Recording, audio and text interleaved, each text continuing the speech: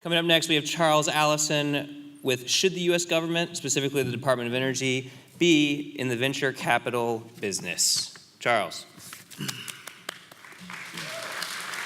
Thanks very much. I appreciate this opportunity. Let me give you a little idea of what the venture capital business looks like. So when you have venture investments, out of every 100 investments that venture capitalists make, 95 of them fail. 5 successes. It's kind of interesting being in a business that you know from the beginning that 95 of the billions of dollars that you spend are going to go nowhere. But that talks about the impact of the 5 investments that you do make. So is it important to be smart or lucky when you're in the venture business? I think it's important to be a little bit of both. So instead of trying to boil the ocean and talk about the whole US government and whether the government should be in the venture capital business, I'm looking at really one sector, one specific program, and a finite set of companies that received quite a large amount of US investment.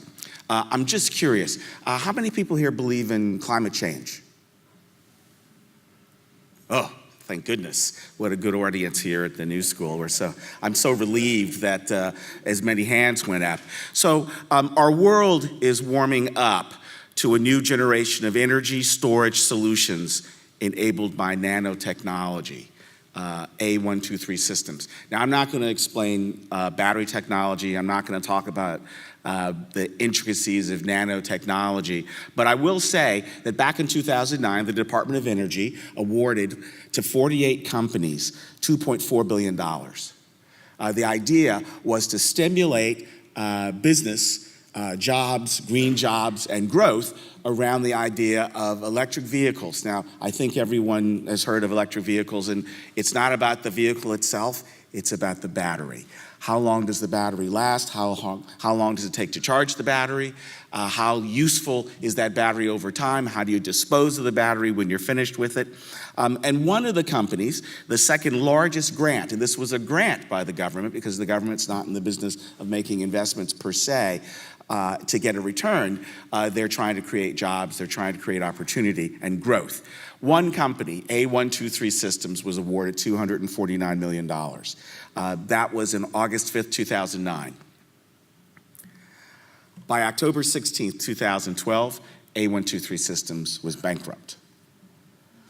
How's that possible?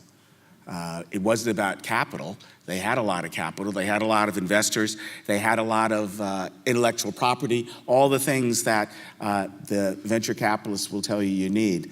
But remember, out of 100, 95 are not going to succeed.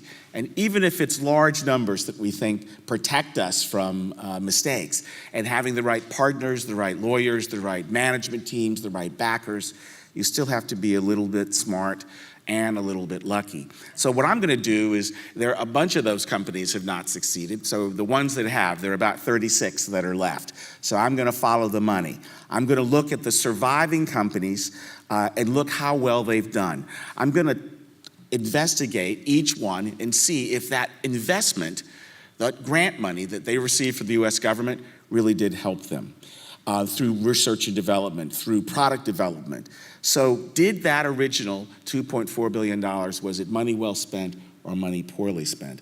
I'm looking forward to sort of finding the answer to that by following these 36 companies for the next several years.